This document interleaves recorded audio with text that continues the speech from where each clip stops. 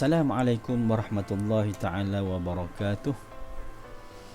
Untuk video kali ini Ustaz akan membincangkan mengenai tajuk yang penting, iaitu teknik mudah menjawab soalan KEBAT pendidikan Islam menengah rendah, iaitu tingkatan 1, 2 dan 3.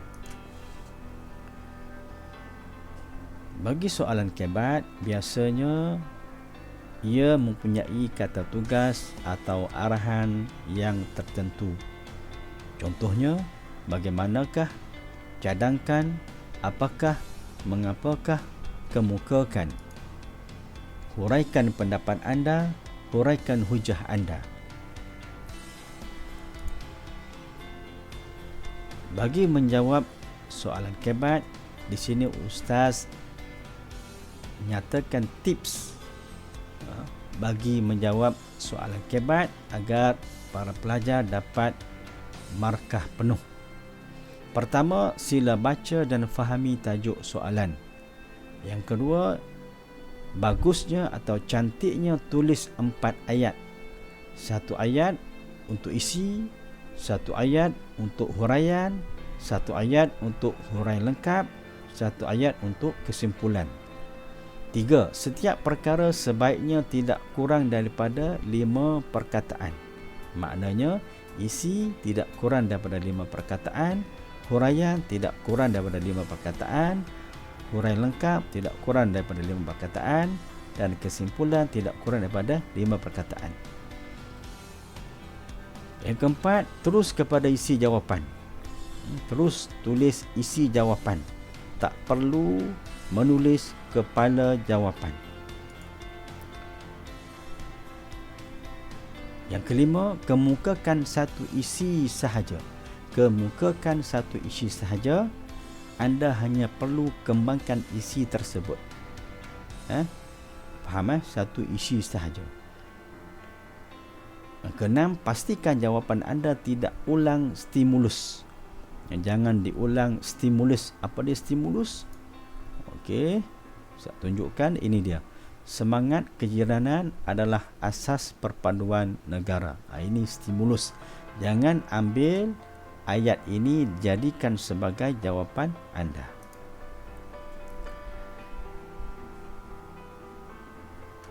Okey, seterusnya yang ketujuh, jawab dalam satu perenggan.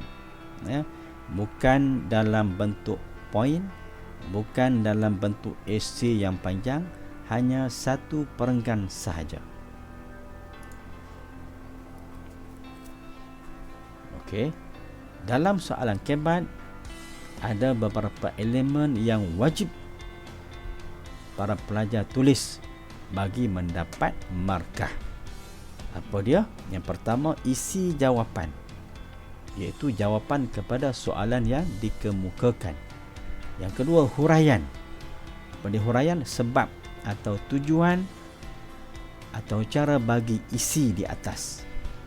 Biasanya untuk huraian, mulakan dengan ayat ini.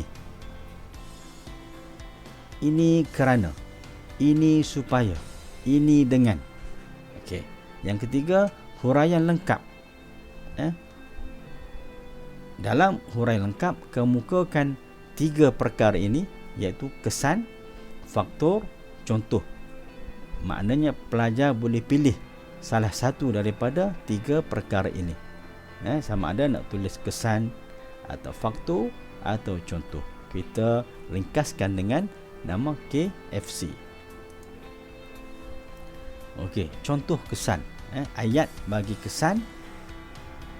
Ini menyebabkan mereka mudah terpengaruh dengan perkara negatif. Ini contoh ayat bagi kesan. Yang kedua, boleh juga tulis kesannya ialah. Yang kedua, contoh ayat bagi faktor. Ini adalah berpunca dari kurangnya perhatian daripada ibu bapa. Ini contoh bagi ayat faktor. Yang ketiga, contoh bagi ayat contoh. Sebagai contoh, mereka suka melepak, menakik dadah dan lain-lain. Jadi, para pelajar boleh guna salah satu daripada 3 perkara ini untuk dijadikan sebagai huraian lengkap. Okay, yang keempat, kesimpulan. Tadi kita dah ni. Pertama, isi. Yang kedua, huraian. Yang ketiga, huraian lengkap. Yang keempat, kesimpulan. Dalam kesimpulan, pelajar boleh guna kaedah PIH, iaitu P pendahuluan, I isi, H huraian. Biasanya kita gunakan PIH ini untuk menjawab soalan pengajaran ayat. Jadi untuk kebat pun kita boleh gunakan PIH ini. Contoh P, oleh itu kita hendaklah, atau kesimpulan kita hendaklah. C dan sambung dengan huraian. Baik, okey. Di sini Ustaz sertakan tapak kebat bagi memudahkan para pelajar menjawab. Jadi tapak ini boleh digunakan untuk sebarang soalan kebat. Hanya isi tempat kosong ini. Jadi yang lain boleh guna perkataan yang disediakan. Isi noktah, itu isi. Kemudian ini kerana, atau ini supaya, atau ini dengan, sambung dengan jawapan pelajar, noktah, itu jadi isi. Kemudian sambung dengan ini menyebabkan ataupun kesannya, sambung noktah. Ini nama dia huraian lengkap. Dan akhir sekali kesimpulannya kita hendaklah, iaitu kesimpulan. Jadi guna tapak ini untuk jawab soalan kebat, agar pelajar dapat markah penuh, insya-Allah. Baik, contoh soalan kebat. Ini contoh. Semangat kejiranan adalah asas perpaduan. Ini kita panggil stimulus. Huraikan. Ini nama dia apa tadi? Kata tugas.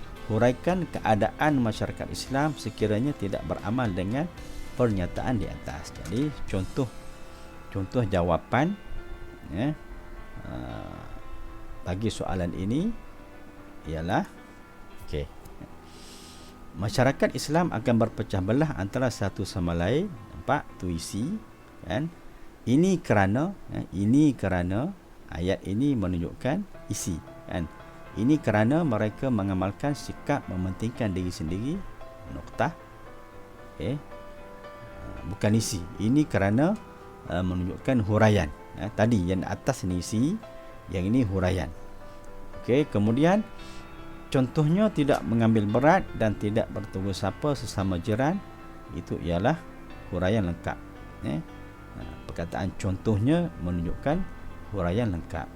Kesimpulannya, umat Islam hendaklah mengambil berat terhadap semangat kejiranan untuk membentuk masyarakat yang sejahtera. Kesimpulannya, ini ialah kesimpulan, iaitu kesimpulannya umat Islam hendaklah pendahuluan mengambil berat terhadap semangat kejiranan, isi, untuk membentuk masyarakat sejahtera, H, yang mana kan kita guna kaedah PIH tadi.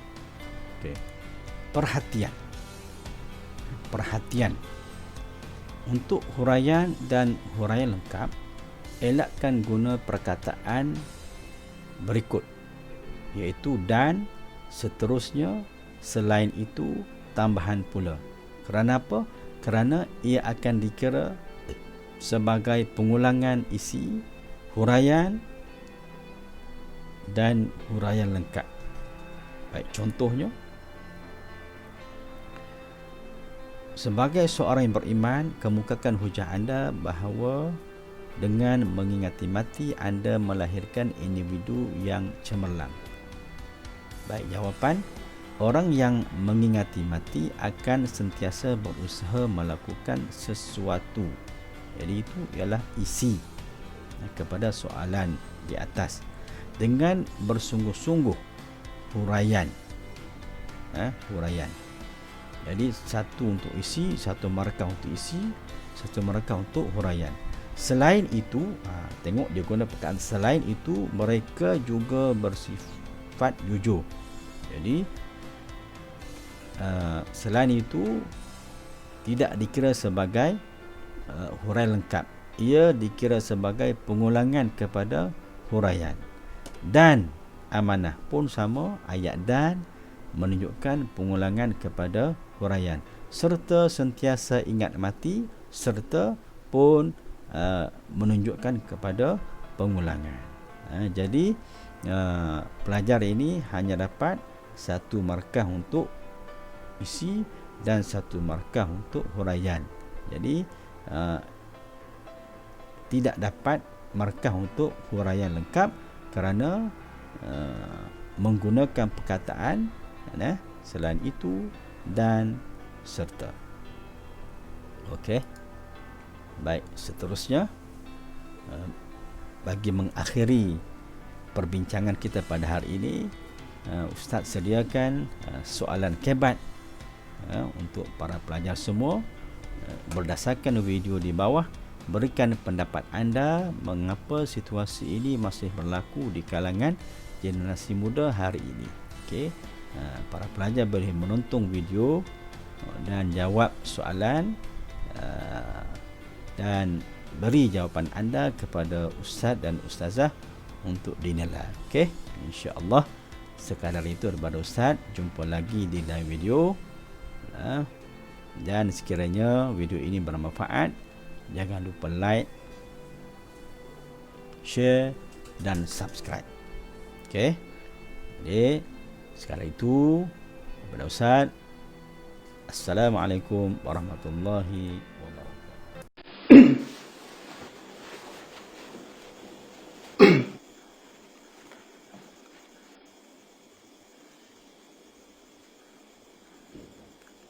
Allah Ta'ala Allah